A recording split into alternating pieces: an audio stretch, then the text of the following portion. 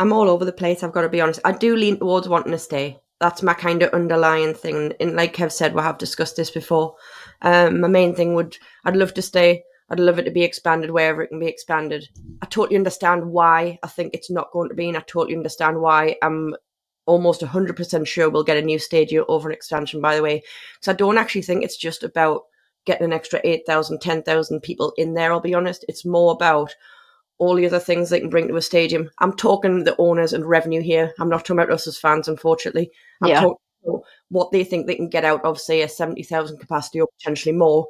So you're talking about bringing more gigs in, you're talking about bringing NFL, you're talking about, I don't know, there's all sorts of different aspects to it, which I don't think they can bring to St. James's Park, which is a massive shame, by the way, because yes, Hmm. underlying, I want to stay at St. James's Park. 100% do. And I've said it a million times over, the only way I would be partially happy about moving is if it was literally next door on Leeds Park, but then you've got all of that massive issue.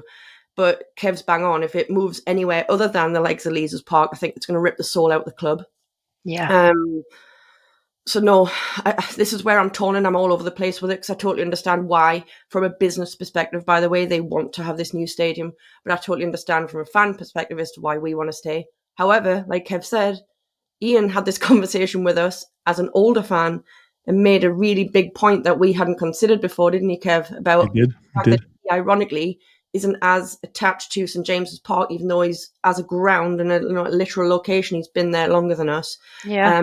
Seen so many changes that he doesn't feel that connection that we feel. I've obviously seen a bit more than Kev. He literally has his pretty much core and main memories from the current kind of visual as is St James's Park, whereas I do have others, but I am still more leaning towards Kev's kind of way of thinking, which I think a lot of fans are.